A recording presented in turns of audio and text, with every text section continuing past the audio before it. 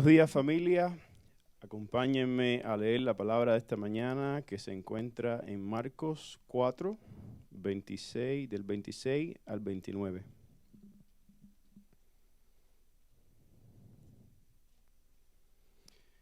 Parábola del crecimiento de la semilla.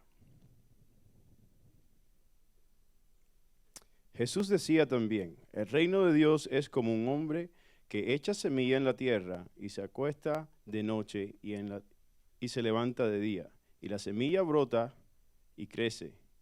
Como él no sabe, la tierra produce fruto por sí misma. Primero la hoja, luego la espiga y después el grano maduro en la espiga. Y cuando el fruto lo permite, él enseguida mete la hoz porque ha llegado el tiempo de la siega.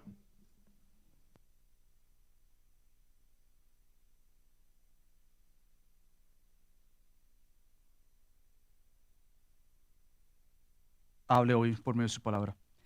Padre Dios, te damos tantas gracias porque como cantamos esta mañana, el Señor está en su santo templo. El trono del Señor está en los cielos. Sus ojos contemplan, sus párpados examinan a los hijos de los hombres. Salmo 11, 4 y Colosenses 3 nos dice, si ustedes pues han resucitado con Cristo, busquen las cosas de arriba, donde está Cristo sentado a la diestra de Dios. Venimos hoy sabiendo que tú nos miras. Venimos hoy sabiendo que tú contemplas toda tu creación. Y venimos asegurados que este contemplar para la iglesia es los ojos de favor de Dios por la obra terminada de Cristo, quien está sentado a la diestra de Dios en el trono celestial. Así que venimos hoy confiados ante aquel trono, no un trono de cualquier Dios, hecho a la imagen de hombre o creado por el hombre, pero venimos ante el creador de toda la tierra, el soberano santo. Y la gran pregunta para la iglesia es, ¿cómo puede ser que podemos acceder a este trono de este Dios santo? Y la respuesta misma es solo por Cristo. Así que ven por la obra terminada de Cristo y permítenos, mientras que tú contemplas tu iglesia, nosotros poder contemplar la gloria de aquel que compró dicha iglesia.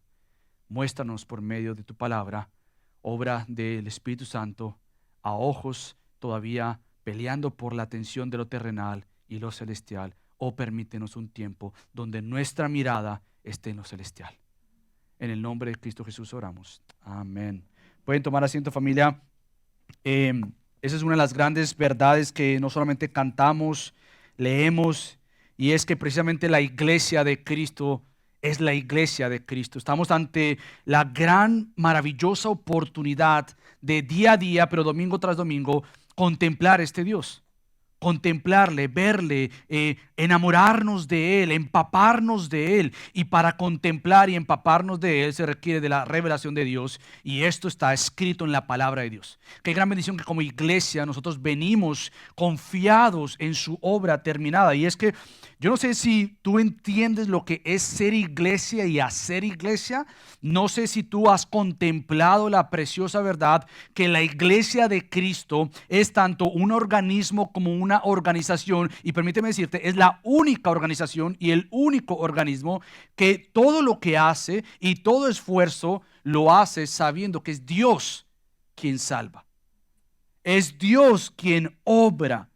Es Dios quien sostiene, es Dios quien cambia, es Dios quien quita y es Dios quien multiplica.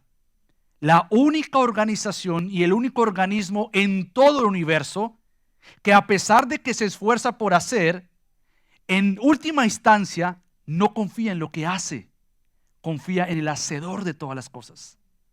Es la única en toda la historia del mundo, la única organización que hace y se esfuerza y descansa. Porque sabe que solamente Dios quien hace todo de principio a fin, autor de la vida, dador de la vida, es aquel soberano, buen Dios, el cual obra según su buen propósito. Entonces, nosotros como iglesia, a lo largo de la historia, no confiamos en nosotros mismos. Por tanto, nuestro mensaje de la verdad es un mensaje contra la cultura en ese aspecto, porque la cultura te va a decir, confía en ti. Tú lo puedes. Como dicen los mexicanos, tú eres un león, tú eres un tigre, tú lo puedes hacer. O un campeón en ti, o la mujer reina que está en ti, levántate. Y nosotros decimos, no, no es a nosotros, no es por nosotros. La mirada nuestra no está en nosotros. Nuestra mirada, como lo acabamos de leer en el Salmo y en Colosenses, está en aquel que sí lo puede. En toda circunstancia. Por lo tanto, no sé en dónde tú estás ahora mismo, es decir, sé que estás acá, pero dónde estás tanto espiritualmente, emocionalmente, en cuanto a cualquier circunstancia en tu vida. Permíteme decirte de una vez más, mira a Cristo. Es la única esperanza. Es el único sostén de tu vida, la única esperanza, el único refugio en cualquier tempestad, prueba, aflicción o felicidad y gozo. La mirada debe estar en Cristo, porque confiamos plenamente en Él y no en nosotros. Ahora bien, podríamos decir que esta gran verdad, que es bíblica, nos llevaría a ser pasivos. Bueno, entonces como es Dios, yo me quedo tranquilo, crucemos los brazos, vengamos a la iglesia y como mi vida vaya a ser cambiada, no sé, pero yo simplemente me relajo en la cama. No, no es así. Por un lado, la Biblia te enseña que Dios es soberano, activo en cada uno de tus asuntos. Él es soberano, obra, trabaja, hace, pero a la misma vez la Biblia enseña que hay una responsabilidad nuestra. Y esta responsabilidad nuestra no nos hace entonces detenernos, pausar o ser negligentes en nuestro ser y hacer para nuestro buen Dios. No nos detenemos. Sin embargo, para nosotros entender y cambiar en qué áreas estamos siendo pasivos o negligentes en nuestro asunto espiritual, nuestra vida y en cualquier rol en cual Dios nos haya dado, tenemos que detenernos y reconocer que no hemos estado haciendo lo que Dios demanda de nosotros y nos ha provisto en Cristo. Entonces tenemos que reconocer esas áreas donde sí he sido pasivo. Donde aunque yo sé que Dios es soberano, he tomado un lugar no simplemente donde me corresponde de segundo lugar, pero no simplemente segundo lugar, sino que me he puesto en el segundo lugar, pero completamente pasivo. Entonces tenemos que reconocer que hay asuntos de nuestra vida donde hemos sido pasivos espiritualmente y donde a la misma vez hemos tenido una poca urgencia de compartir de Cristo. No simplemente entre la iglesia, como vamos a ver, pero honestamente tenemos que ser como iglesia. Y particularmente le hablo a gracia sobre gracia. Si tú no estás visitando, me refiero primero a gracia sobre gracia, que tenemos que ser conscientes de que no hemos sido activos en nuestra tarea de evangelización. No nos hemos movilizado como tenemos que movilizarnos, y para cambiar dicha cosa hay que reconocerla. Nosotros no podemos cambiar algo si no reconocemos. Y no podemos cambiar algo si no reconocemos, y no solamente reconocer, pero nos arrepentimos de dicha cosa. Entonces así es que cambiaremos por la obra preciosa de Cristo. Entonces reconocemos esto. También reconocemos que no nos hemos esforzado en nuestra tarea de discipularnos unos a otros. Estamos cultivando tal cultura entre nosotros, pero debe ser nuestra responsabilidad mutua, como vamos a ver, que aunque Dios es soberano, Él nos llama a amarnos, cuidarnos, discipularnos, que realmente me interese ese Señor que está al lado, que ni siquiera sé su nombre. Que me interese esa señora que está al frente mío, que ni siquiera sé su nombre. Que me interese aquel personaje que vino por primera vez y no sé quién es. Que me interese, aunque tú hayas llegado por primera vez, conocer esta congregación, conocer esta iglesia. ¿Qué es lo que has visto? ¿Qué esperas? Es parte de nuestro adueño, de adueñarnos, de comprometernos con que Dios quiere algo para nosotros. Y todo esto va a suceder cuando nosotros dejemos de, nuevamente, temer al hombre y confiar en el hombre. Y poner nuestra mirada en Dios para temerle a Él correctamente, amarle a Él correctamente, vivir para Él adecuadamente. ¿Sabes por qué? Porque Cristo decía eso para ti. Y Él se fue a dar en una cruz, no simplemente para darte esa salvación, pero para cambiarte según esa obra de Dios. Entonces, somos embajadores de un gran reino. Somos embajadores del reino de Dios. Es una de las cosas más asombrosas y maravillosas, que la iglesia, como embajada local, hoy pensamos mientras que cantamos el trono de Dios, tú te imaginas que hoy mismo, aunque hay ciertos lugares que todavía no lo han hecho por el cambio de hora, pero que hoy, el domingo, el primer día de la semana, la iglesia dedica este tiempo, este día, para venir ante el trono de Dios, millones y millones de personas en todo el mundo, más la multitud en los cielos, cantándole, santo, santo, santo. La iglesia como embajada se reúne domingo tras domingo para luego movilizarse durante los días de la semana para impactar su familia, su iglesia y su comunidad. Por lo tanto, venimos a recordarnos que estas parábolas que vamos a ver y ya hemos visto hasta estos domingos pasados es sobre el reino de Dios. Y mi tarea particular hoy es ayudarte a entender que el reino de Dios es relevante para ti. Que el reino de Dios es tan relevante porque como creyente tú dices ser un hijo y una hija del rey. Ahora bien, entiendo que este lenguaje muchas veces se entiende más en lo material, que como soy hijo del rey debo vivir como el rey, o que soy como hija del rey debo vivir como la hija del rey. Pero no es tanto lo material que Dios espera de ti. Principalmente y primordialmente es que luces como el rey. Eso es lo que Dios está interesado. Que tu ser de adentro luzca más como este buen soberano Dios. ¿Sabes por qué? Porque una de las definiciones que yo di sobre el reino de Dios al comienzo de esta serie, sé que quizás no nos recordamos, déjame refrescar tu memoria, pero yo dije que el reino de Dios es su gobierno eterno. Y ahí comenzamos, es su gobierno eterno. Dios nunca ha comenzado para gobernar y nunca terminará de gobernar. Dios siempre gobierna. No hubo un día donde a lo coronaron y le dijeron, bueno, hoy tú vas a comenzar a reinar. Él es rey eterno. Su gobierno es absoluto. Nunca tuvo un comienzo y nunca tendrá un fin. Entonces, el reino de Dios es su gobierno eterno, siendo manifestado en su creación con el fin de mostrar su gloria en Cristo por medio del Espíritu Santo para llevar a muchos hijos e hijas a ser parte de su reinado eterno. Quiere decir que como hijos redimidos en Cristo, como parte del reino de Dios, nuestra tarea es ser y comportarnos y compartir de aquel rey que proclamamos, porque algún día estaremos con él por el resto de la eternidad. Ahora, nuevamente, ¿por qué hablo en términos del reino, en términos de movilizarnos, en términos de confianza, en términos de lo que somos y lo que hacemos? Porque la parábola de hoy nos va a enseñar 3 verdades sobre el reino de Dios. Estas 3 verdades, lo que vamos a ver primero es la labor en el reino de Dios, lo primero que vamos a ver. Después vamos a ver entonces el crecimiento en el reino de Dios. Y por último vamos a ver la cosecha en el reino de Dios. Vamos a ver de alguna manera, primero que todo, la labor, es el trabajo en el reino de Dios. Después vamos a ver entonces el crecimiento en el reino de Dios. Y por último vamos entonces a ver la cosecha en el reino de Dios. Esas 3 partes vamos a dividir esta parábola de los versículos del 26 al 29. Entonces comencemos con la labor en el reino de Dios. Otra vez, si has estado con nosotros, pues a recordar ciertos lenguajes que ya hemos visto, ciertas ideas que a lo largo del capítulo 4 de Marcos, donde estamos nosotros ahorita situados, es Cristo enseñando ciertas parábolas que conciernen el reino de Dios. Son enseñanzas de Cristo con lenguaje del común para enseñar verdades de ese reino que ha llegado en la persona de Cristo. Entonces estamos en el capítulo 4 y lo que Cristo nuevamente toma esta oportunidad para enseñar de nuevo esto que es la obra suya en el reino suyo.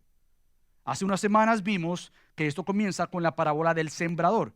Vimos del versículo 3 al versículo 20, vimos esta semilla que es la palabra de Dios, la cual por obra milagrosa de Dios escucha la palabra y esta palabra entonces que obra de Dios en su corazón da fruto para salvación. Ahora en estos versículos que estamos estudiando esta mañana y nuevamente si tú tienes tu Biblia tienes que chequear la Biblia, yo sé que las tenemos en las pantallas posiblemente y eso es bueno, pero saca tu Biblia, anota la Biblia, subraya la Biblia porque va a ser la única manera de tú memorizar esa palabra y vivir esa palabra por medio del Espíritu Santo. Entonces los versículos del 26 al 29 nuevamente enseña cómo es que esta semilla da fruto. ¿Cómo es que esta semilla da esta obra sobrenatural? Entonces, podríamos decir que el primer énfasis de la primera parábola del sembrador es entonces este énfasis en que este oír de la palabra es una obra milagrosa, absolutamente milagrosa de parte de Dios. Que al oír la palabra, tú respondas. Tú respondas. Es una obra maravillosa. Y una de las cosas que estamos enseñando en clase de membresía es que mi oración es que cada creyente no tomemos esto como, sí, me acuerdo cuando Dios me salvó. Pero que tú veas, si tienes vida, que el milagro de vida te lo ha dado el dador de la vida. O sea, yo creo que el cristianismo a veces se convierte tan aburrido, no porque sea aburrido, pero porque nosotros lo hacemos aburrido. Se convierte tan poco relevante porque creemos que la salvación o ser cristiano es el asunto de ir a la iglesia, un asunto que yo levanté mi mano hace 20 años, pero que tiene implicaciones en el día de hoy. No sé, como que no hay mucha relevancia, pero el dar este regalo de tener oídos es obra soberana de nuestro gran Señor Jesucristo. Entonces, en los versículos de esta mañana, lo que el Señor Jesucristo va a responder es al fundamento, el por qué es que esta semilla da fruto. El sembrador ha echado esta semilla y en el corazón soberano, en el corazón por obra soberana, da fruto. Pero Cristo ahora va a explicar más fundamentalmente cómo es que esta semilla da fruto y cómo es que esta semilla crece. Eso es lo que vamos a ver entonces en estas mañanas. Y es que es obra soberana, exclusiva del Dios soberano. Dios es quien hace esto en nosotros. Dios es quien hace esta obra milagrosa en nosotros. Pero yo no sé si tú te diste cuenta, pero lo que Gio leyó es que en esta parábola en particular hay una relación asombrosa. Yo no sé si tú te has dado cuenta. Esta relación es que vemos a este sembrador tirando la semilla o haciendo la semilla, echándola, está trabajando la tierra, la ha echado, pero hay una interesante relación y es entre esta intensa labor del sembrador que trabaja, pero a la misma vez tiene tranquilidad, a la misma vez tiene calma, tiene paciencia, tiene confianza, a tal punto que el texto dice que echa la semilla y, por decirlo así de una manera, un lenguaje coloquial, y se echa a dormir. Él echa la semilla y se echa a dormir. Él hace su labor y de alguna manera tiene paz de irse a acostar, poner su cabeza en su almohada, tranquilo. Él está tranquilo porque aunque ha hecho su labor, algo glorioso está pasando que está fuera de su control. Esa es la teología del descanso para el creyente. Esa es la teología que le da a él descanso nuevamente, porque aunque la labor ha sido intensa, obviamente aunque el texto no nos dice nada en cuanto a lo que él ha hecho previamente a echar la semilla, se supone que para echar la semilla tú no la echas en cualquier terreno. Tú has preparado ese terreno, has trabajado, has pasado el sudor, has hecho bastante trabajo en preparar, en arar esa tierra, eventualmente echas la semilla. Sin embargo, el texto nos dice claramente que este hombre duerme en paz, tranquilo, porque nuevamente su confianza no está en él, ni en su trabajo previo. Su confianza, como lo vamos a ver, está en un Dios soberano, en un Dios maravilloso. Entonces su tarea no es fácil, es difícil, es intensa, es intencional y cuidadosa, pero él confía en esto que va a pasar, como él no lo sabe. Y eso es lo que vamos a ver. Entonces, ¿cómo esto se aplica al reino de Dios? Porque nuevamente unas cosas que tenemos que ver es que estas parábolas tienen como fin que tú veas el reino de Dios, entiendas cómo Dios obra. No podemos perder tiempo, aunque la parábola está en términos de agricultura, no estamos hablando aquí de agricultura, como ya hemos dicho en varias prédicas. No viniste aquí para ayudarte a saber cómo plantar. Yo no estoy hablando de terrenos ni en tierras, no es lo principal del texto. Lo principal del texto es que tú tomes esa idea común en aquel entonces y entiendas las implicaciones escondidas pero reveladas por Dios. Que tú entiendas cómo es que esto de agricultura, Cristo lo usa para hablar de lo espiritual y de lo eterno. Entonces la pregunta que nos vamos a hacer a lo largo de esta prédica es ¿qué tiene que ver esto con el reino de Dios? O ¿cómo se ve esto en el reino de Dios? Bueno, la labor nuevamente difícil fue inaugurada por Cristo. Cristo es quien inaugura esta labor. A lo largo de todo el Antiguo Testamento se ha estado anunciando que vendría uno y vemos a Dios obrar en el atrás porque vendría uno que iba a inaugurar su reino, vendría uno que por así decirlo iba a abrir el camino. No era Juan el Bautista, Juan el Bautista abrió el camino en el sentido que anunció el camino, pero Cristo es el cumplidor. Cristo vendría como aquel que iba a hacer la tarea de predicar el evangelio, de anunciar las buenas noticias de fe. Cristo era el que iba a anunciar la palabra de Dios. Ahora, yo no sé si tú recuerdas, pero en los capítulos anteriores hemos visto ya esto. Cristo es intencional. En cada una de sus tareas, su labor primaria era ¿cuál? Predicar la palabra, enseñar la palabra. Su tarea principal, por más que era conocido por hacer milagros, Su tarea era, más que hacer milagros, apuntarse a sí mismo como el dador de dicho milagro. Por más que lo siguieran las multitudes, hemos visto en varias ocasiones que Cristo no estaba interesado en las multitudes. Cristo estaba interesado que conocieran la palabra de Dios, porque al conocer la palabra de Dios, le iban a conocer a Él. Lo hemos visto ya en algunas, por ejemplo, en el capítulo 1, versículo 38, vimos que los discípulos previamente a esto lo están buscando, no lo encuentran, hay unas grandes multitudes esperándolo, y como yo prediqué ese día, pensaríamos que si fuese hoy día, imagínate, ¿quién no quisiera multitudes? Si por todo lado lo que estamos buscando es multitudes. Queremos ser los que tengan las mejores y una cuenta grandísima en las redes sociales. Hoy en día la fama se va o se mide en base a cuántos números tú tienes de seguidores. YouTube te envía una plaqueta de reconocimiento por cuántos views tú has tenido en YouTube. Aún te ponen un sellito en Instagram o en Twitter si ya tienes ciertos seguidores. Hoy estamos buscando quién más tiene seguidores. Y Cristo podría ser aquel en aquel entonces que tenía más seguidores. Y Cristo dice, a mí no me interesa eso. Yo no estoy detrás de los números. Yo estoy detrás de vidas cambiadas.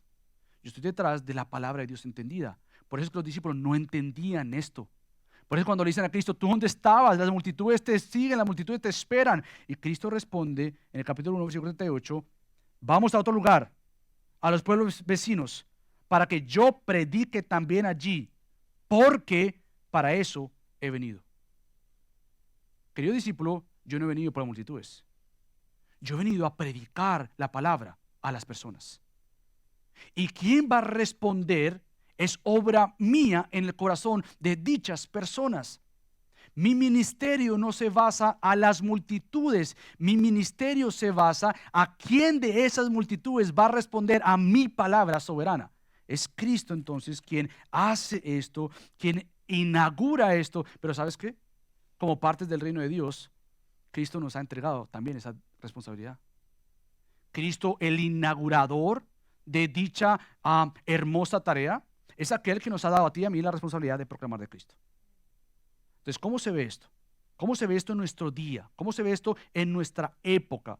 Bueno, yo quiero guiarte a Mateo, uno de los versículos más conocidos, Mateo 28, la Gran Comisión, que creo que todos o algunos de nosotros podríamos memorizarlo, o lo memorizamos y lo podríamos citar de memoria, pero realmente, ¿cómo es que se ve esta tarea de Cristo delegada a nosotros? Porque hay una labor en el reino de Dios y en la proclamación de la palabra de Dios. Y yo estoy tomando esa parábola que Cristo es verdaderamente el principal proclamador de la palabra, pero Él nos ha delegado esa tarea a nosotros. Bueno, ¿dónde lo vemos? Mateo 28, del 18 al 20, dice lo siguiente. Acercándose Jesús les dijo, toda autoridad me ha sido dada en el cielo y en la tierra. Vayan, pues, y hagan discípulos de todas las naciones, bautizándolos en el nombre del Padre, y del Hijo y del Espíritu Santo, enseñándoles, eso implica la palabra, enseñándoles a guardar todo lo que les he mandado, ¿dónde? En la palabra. Y recuerden, yo estoy con ustedes todos los días hasta el fin del mundo. Nosotros tenemos una gran responsabilidad en base a una obra terminada. La bandera de la iglesia es ser discípulos, haciendo discípulos bajo la autoridad perfecta de Cristo. Nosotros hacemos lo que hacemos bajo la bandera de terminado es, consumado es. Mía es la autoridad, tanto en los cielos como en la tierra. Mía es el hacer y el ser. Mía es la tarea de levantar y de quitar, de multiplicar, de dividir. Mía es la tarea de hacer que mi iglesia luzca como yo. Por tanto, el mandato en este versículo es el hacer discípulos. Nosotros como iglesia estamos en la tarea de hacer discípulos. Estamos en la tarea de hacer esta intensa labor. Porque como aquel que sembró dicha semilla, es una labor intensa. La iglesia entonces está en la tarea de hacer discípulos, de ser discípulos haciendo discípulos. Y no pensemos que esta tarea es fácil. No pensemos que el ser discípulo y hacer discípulos es tarea simplemente de cruzar los brazos y esperar de que Dios haga su obra. Dios la va a hacer. Pero Dios ha escogido por gracia usarte a ti como una vasija, un recipiente de la obra soberana de nuestro gran Salvador. Entonces, ¿cómo se ve esto en nuestro tiempo? Bueno, primero que todo, nosotros nos discipulamos evangelizando. Nosotros discipulamos como primera prioridad evangelizando a otros. Nosotros nos movilizamos como iglesia porque tenemos esta oportunidad y este gran privilegio de proclamar que Jesús es Dios, que Jesús es el Salvador, que Jesús es Dios mismo, que Jesús es quien perdona todo pecado, quien cambia, quien restaura, quien sostiene y quien guía. Ahora, yo estoy seguro que nosotros aquí tenemos gente que conocemos que no conoce de Cristo. Tenemos familiares, amistades, o que día a día nos encontramos con personas que no conocen de Cristo. Pero como aquel hombre que siembra esta semilla, como aquel que hace su labor, no confiando en nuestra estrategia, pero sí cumpliendo con lo que Dios nos ha mandado, y es evangelizar, y es compartir. Por lo tanto, lo que hace el discípulo es que confía en Cristo, ora a Cristo, pero se moviliza para Cristo. Eso es lo que tenemos que hacer como iglesia local. Nosotros tenemos que movilizarnos, familia. Tenemos que ir a proclamar de Cristo. Cuando aquel que echa la semilla, otra vez, está haciendo una tarea previa a esto, es una tarea específica, es una responsabilidad específica, pero él se moviliza. Hace su labor de echar la semilla, de movilizarse en oración y en dependencia del Señor. Así como el sembrador prepara el terreno para la siembra, nosotros tenemos que ser intencionales con nuestras relaciones. Ahora, yo no sé, pero nuevamente sé que conocemos personas y la idea nuestra es ser intencionales en cultivar amistades con ellas. Personas que no conozcan a Cristo. Tenemos que ser intencionales. Ahora, no porque esa persona es un proyecto, como si esta gente me quiere conocer solo para compartirme de Cristo. No, te queremos conocer porque creemos que a la imagen de Dios fuiste creado y seguramente hay cosas, obviamente, en ti que queremos aprender también. Queremos tener una amistad contigo. Pero el fin de nuestra amistad, obviamente, se espera que tú conozcas de Cristo. Porque la única diferencia, por así decirlo, entre tú y yo es que Cristo me ha salvado y no porque yo sea mejor que tú. Por lo tanto, nosotros tenemos que movilizarnos con intencionalidad. Tenemos que movilizarnos con un apetito mayor por dar a conocer de Cristo. La iglesia no simplemente es aquella que recibe y se queda. La iglesia recibe y da. La iglesia recibió este tesoro en vasijas de barro, dice Pablo, para que el poder de Dios sea manifestado en medio y por medio de nosotros. La iglesia se moviliza intencionalmente, cultiva una relación genuina con personas para que nuevamente proclamemos de Cristo. Ahora, esto se va a ver en nuestra compasión. Una de las cosas que tiene que atormentarnos en el buen sentido en nuestra cabeza, en nuestro corazón, es pensar, ¿y esta persona que está al frente mío conoce a Cristo o no conoce a Cristo? Yo no estoy diciendo que si conoce una religión, ni que si ha ido a alguna iglesia o no. Mi meta y mi corazón es, ¿este individuo conoce a Cristo? Porque si yo digo conocer a Cristo y entiendo las implicaciones de no conocer o de conocer a Cristo, tiene que pesar en mi corazón decir, ¿le comparto o no le comparto de Cristo? Y en gran parte vamos a medir cuán compasivos somos. Porque el ser compasivo se debe a entender el milagro de vida que Dios te ha dado a ti por gracia. Y que Dios te usa a ti para movilizar y compartir con otros. También entonces no simplemente se va a mostrar que somos compasivos, pero que somos misericordiosos. Honestamente buscando oportunidades de servirles a dichas personas que no son creyentes. Nosotros no esperamos a que sean cristianos para servirles. Como la iglesia nos movilizamos a servirles.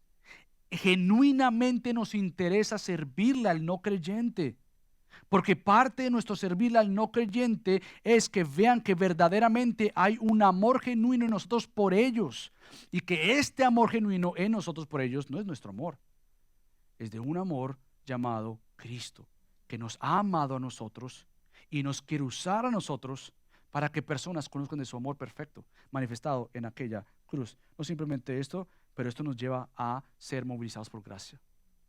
Si tú entiendes el evangelio como hemos tratado de ver a lo largo de estas parábolas, que tu corazón era un corazón de piedra, duro, que no respondía por su propia cuenta a Dios, y que Dios hizo una obra milagrosa en decir, pon tu nombre ahí, levántate, ve, mira.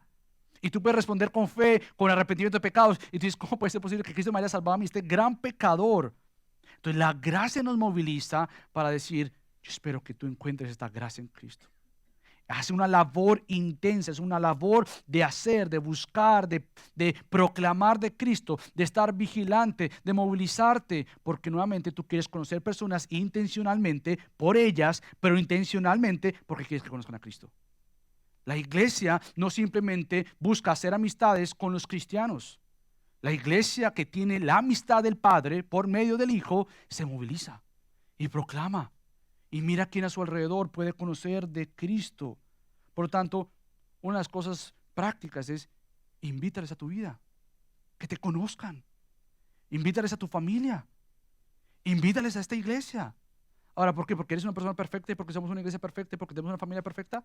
No, al contrario, porque al ver tu vida en un proceso de ser más como el perfecto Cristo, van a poder decir, esta gente cristiana no es perfecta. No, somos imperfectos.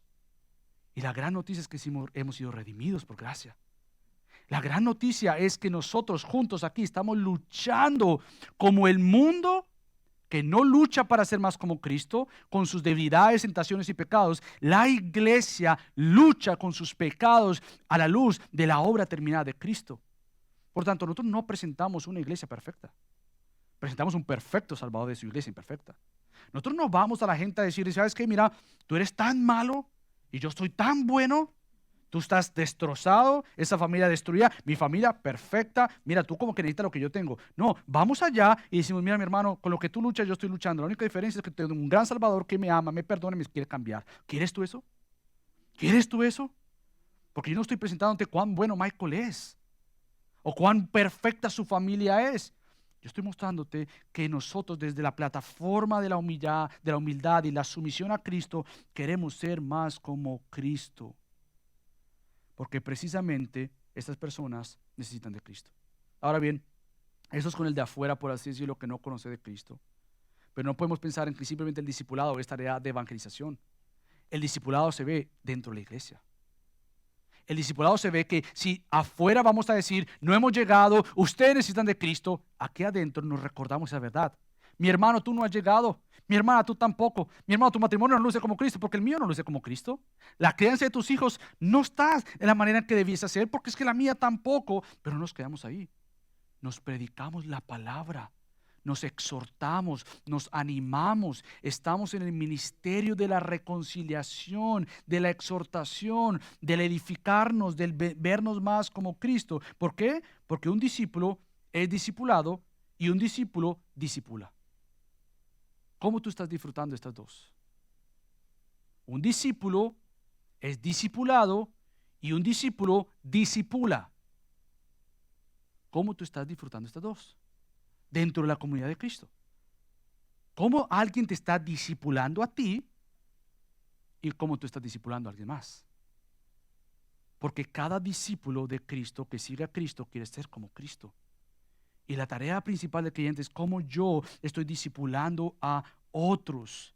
¿Sabes por qué digo esto? Porque es común ver a ciertos cristianos o discípulos que se ven a sí mismos como asistentes o discípulos a la iglesia, en vez de verse como discípulos de y entre la iglesia. Es cosas diferentes. Yo me puedo ver como un discípulo a la iglesia o de Cristo a distancia.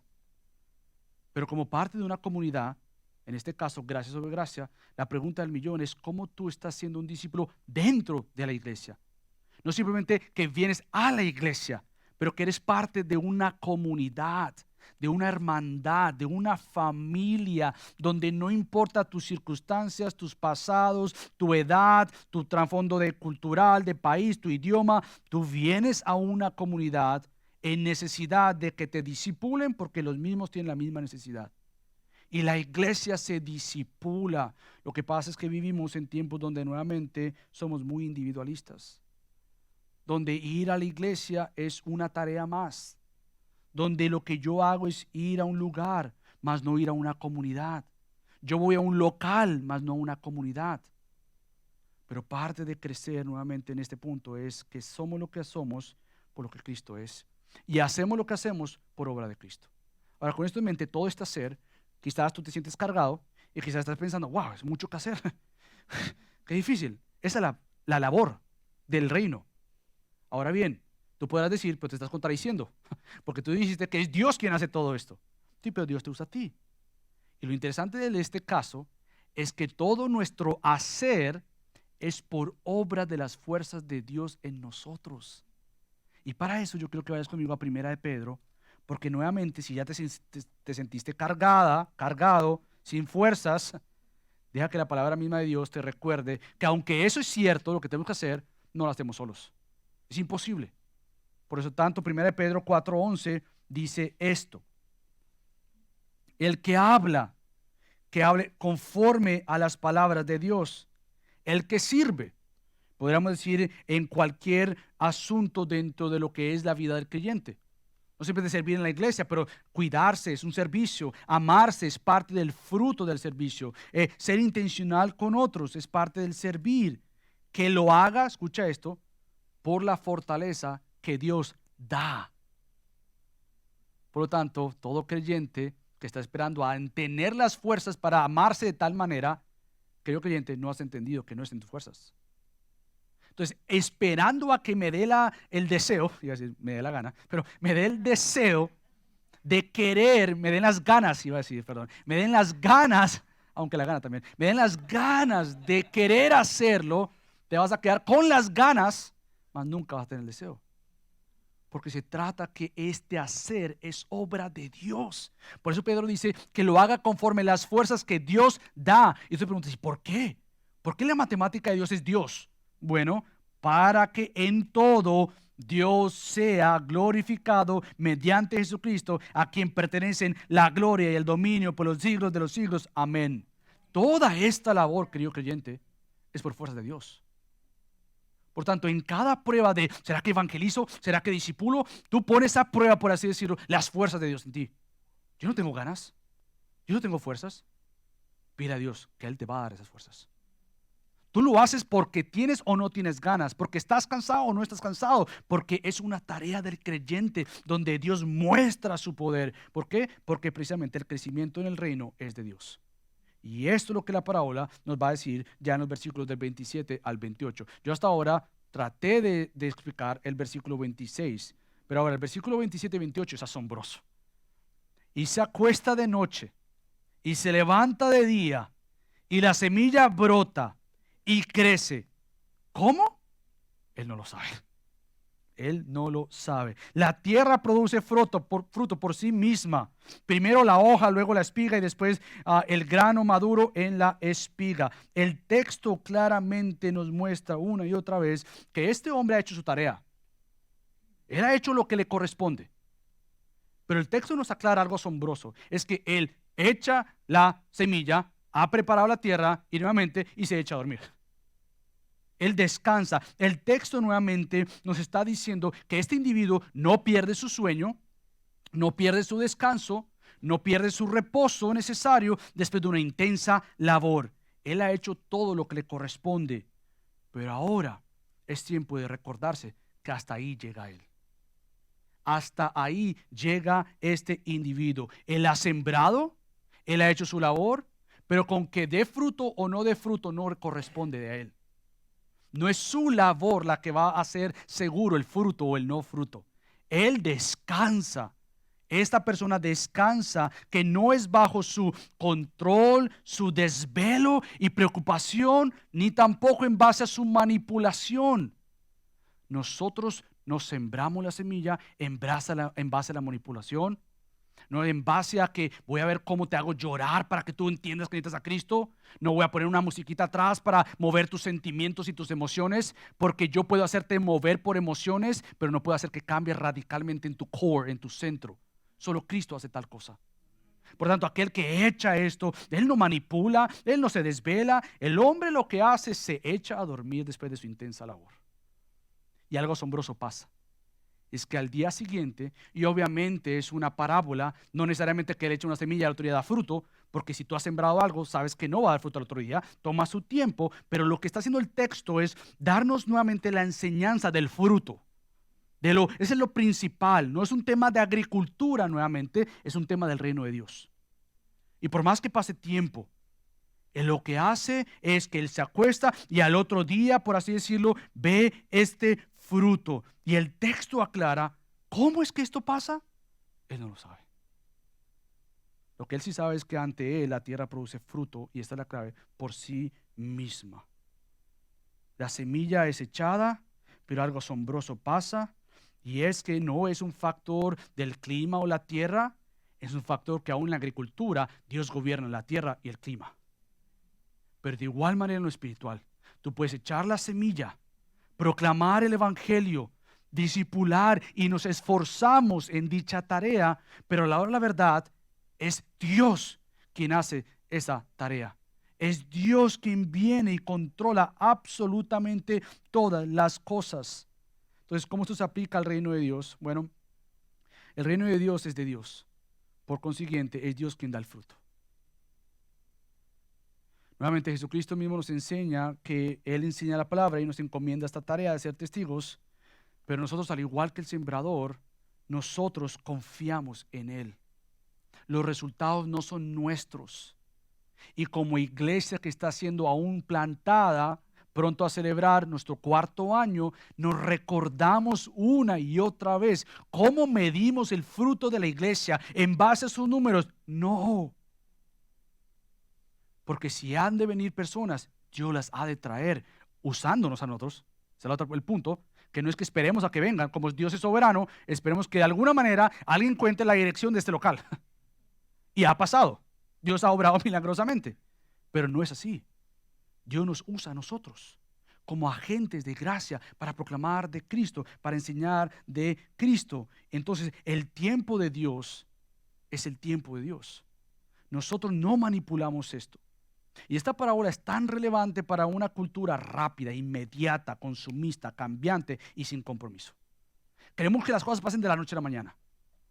Queremos que de repente esto ya pase, sea salvación en nuestros familiares, en nuestros amigos o lo que sea, o aún dentro de la iglesia. Queremos que las cosas ya luzcan como la Biblia lo dice de una vez. No, estamos caminando.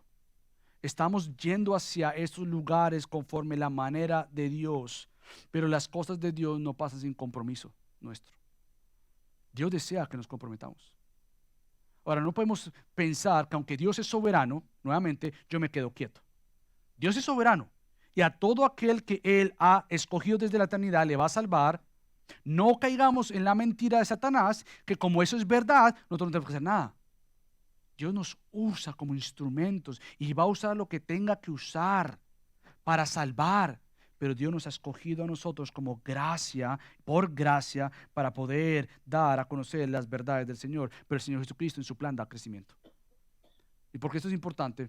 Nuevamente, es importante porque a veces acostumbramos a dar la gloria o reconocer dicho crecimiento a ciertas personas o a ciertas estrategias.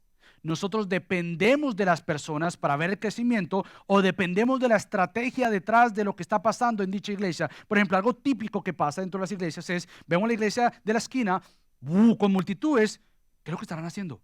¿Qué está haciendo? No, mira, yo compré este librito, me está dando resultados. Yo lo voy a aplicar en mi iglesia. Nosotros no nos manejamos por estrategias. Nosotros nos manejamos por fidelidad a la palabra de Dios que da el crecimiento de Dios. Y esto es tan relevante para nosotros como también lo fue relevante en el atrás. Porque la iglesia a lo largo de su historia ha atribuido el crecimiento a dichas personas o dichas estrategias, pero Dios nos recuerda cómo este individuo se echa a dormir. ¿Y cómo es que crece? Él no sabe. Bueno, Dios es quien da dicho crecimiento. Y si no, preguntémosle a la iglesia de Corinto. Mira lo que decía Pablo en 1 Corintios, capítulo 3. Vamos a ver los versículos del 4 al 9. Porque puede ser que nosotros podamos caer en la misma tentación y en el mismo pecado de atribuir a otros lo que solo Dios puede hacer. Y Pablo corrige a la iglesia de Corinto por decir, ¿ustedes cómo pueden estar pensando que es este o es el otro? Es Dios quien da el crecimiento, no nosotros. Fíjate lo que dice Pablo en 1 Corintios 3, 4 en adelante. Porque cuando uno dice, yo soy de Pablo, y otro, yo soy de Apolos, ¿no son como hombres del mundo? ¿Qué es pues Apolos? ¿Y qué es Pablo? Escucha esto. Pablo diciéndose, somos servidores, mediante los cuales ustedes han creído, según el Señor dio oportunidad a cada uno. Yo planté, Apolo regó, pero Dios ha dado el crecimiento. Así que ni el que planta ni el que riega es algo, sino Dios que da el crecimiento. Ahora bien, el que planta y el que riega son una misma cosa, pero cada uno recibirá su propia recompensa conforme a su propio trabajo, porque nosotros somos colaboradores en la labor de Dios y ustedes son el campo de cultivo de Dios, el edificio de Dios. Nuevamente, cuando Cristo dice acá en la parábola que cómo es que esto sucede y cómo es que esto da fruto, el hombre no sabe. Pablo puede decir, no es por Apolos y no es por mí. Quien da el crecimiento es Dios. Dios es el autor del crecimiento espiritual y podrías agregarle numérico. Si Dios desea que una iglesia crezca con principios bíblicos, Dios le va a dar a esa persona o a esa iglesia más gente. Pero si Dios no desea que esta iglesia crezca por alguna u otra razón, la medida de fidelidad para una iglesia no es un número, es el crecimiento espiritual de dicha congregación. El crecimiento de adentro hacia afuera. Es el crecimiento que va a dar fruto en la eternidad. Porque nuevamente tenemos casos en los evangelios donde las multitudes pueden llegar y aún aquellos que lideraban dichas multitudes, y Cristo le dice, vete de aquí. Espera un momentico. No apartamos, no mandamos un montón de demonios fuera, no hicimos un montón de milagros, lo que la multitud buscan. Y Cristo dice, sí, pues yo no los conozco a ustedes. En tu nombre hicimos todo esto. Yo no los conozco a ustedes.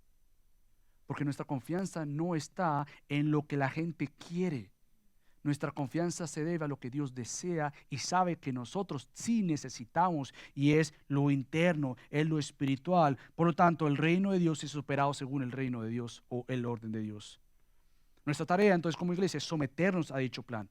Es sí confiar en Él. Es tanto así de poder confiar que nosotros domingo a domingo, semana tras semana, de cualquier día de la semana, tú haces tu labor, sea de anunciar a Cristo, discipular a otro, crecer, y literalmente tú puedes ir a dormir en paz.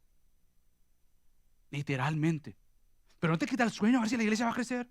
No me quita el sueño. Duermo tranquilo, duermo en paz. Pero ¿cómo no puede ser? ¿Cómo hacemos? Tranquilo. ¿Sabes por qué?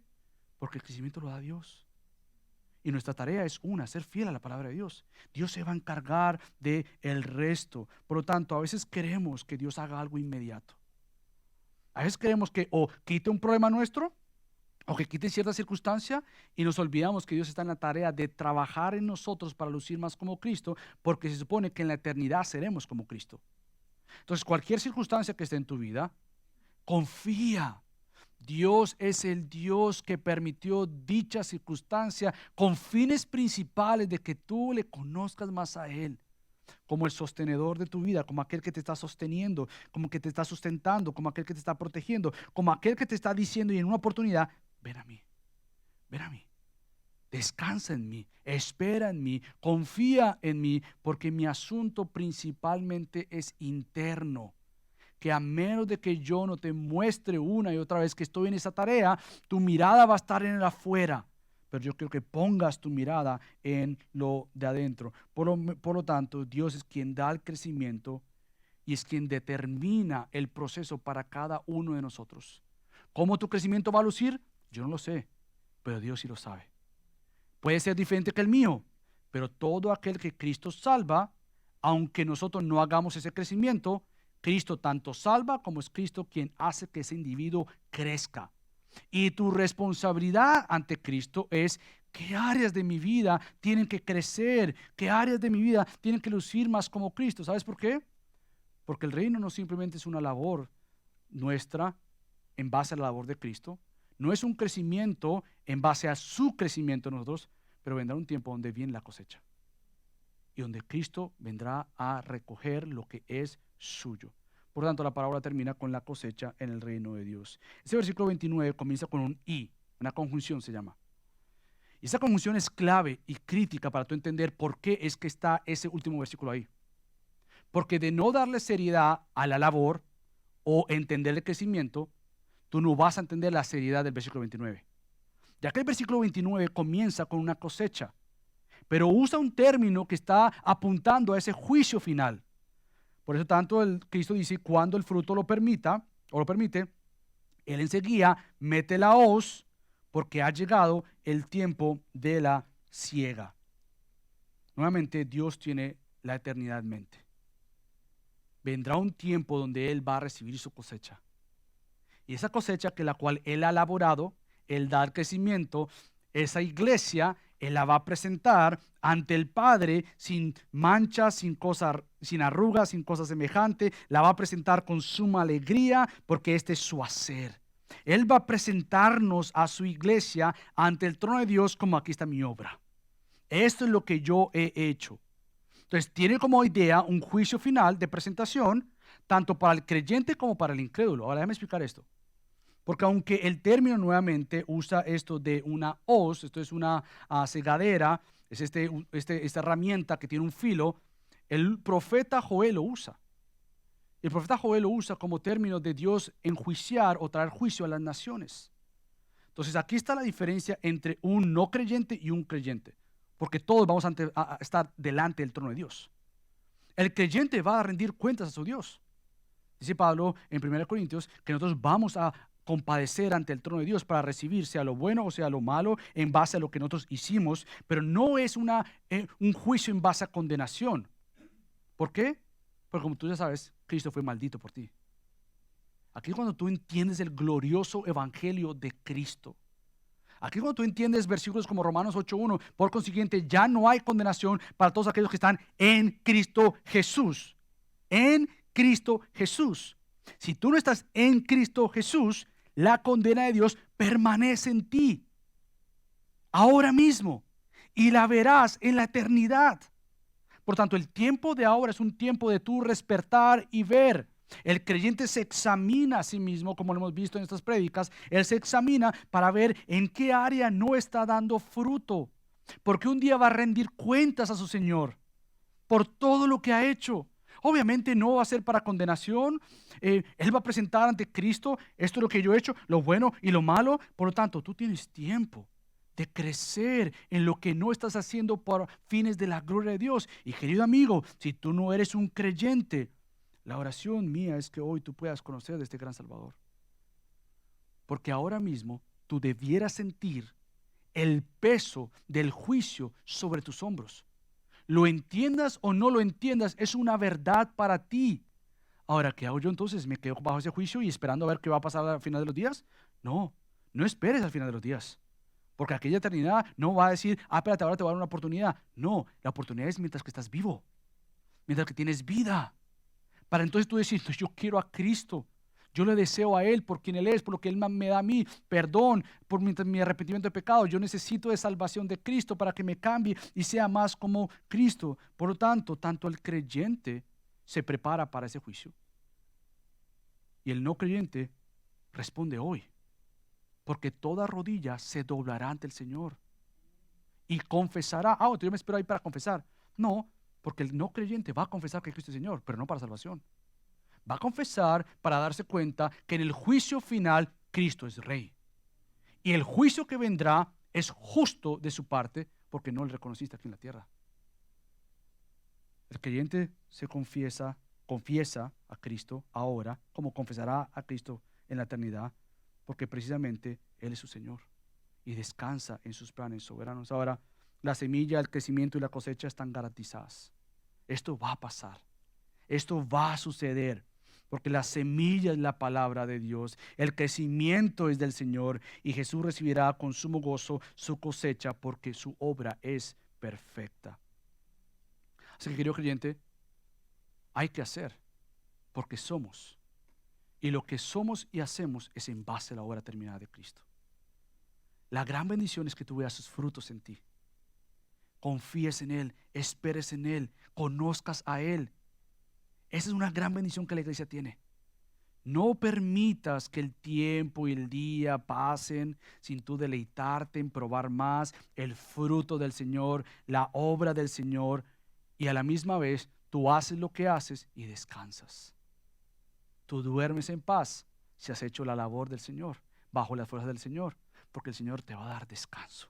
Tú duermes tranquilo, que el resultado en su reino no es tuyo, no es mío, es del Señor. Tú duermes como un bebé en los brazos del gran Dios poderoso que dice, yo te he llamado a que hagas en base a mi hacer, pero confía que yo soy quien da el fruto. Él va a permitir fruto en tu vida, La pregunta es cómo estamos creciendo para dar ese fruto en nuestra vida. Que Dios nos ayude como iglesia a ser dicha iglesia que confíe en su obra mientras que hace su obra. Acompáñenme a la familia. Padre Dios, te damos tantas gracias por esta mañana, ya tarde. Te damos gracias por recordarnos lo precioso y poderoso que es tu reino, lo que es seguro por el Rey y lo que nos corresponde a nosotros como miembros de gracia en ese reino tuyo, Señor. Padre, rogamos que tú nos dé la confianza como aquel que echa la semilla, hace su labor. Al otro día ve el crecimiento como Él no sabe, pero sabe que vendrá la cosecha en un día determinado. El creyente ve todo el hacer de Dios, espera en Dios, confía en Dios y hace lo que Dios le ha llamado a hacer porque ha sido capacitado por el Dios mismo. Ayúdanos, Dios, a entender tu soberanía y nuestra responsabilidad. En el nombre de Cristo Jesús oramos. Amén.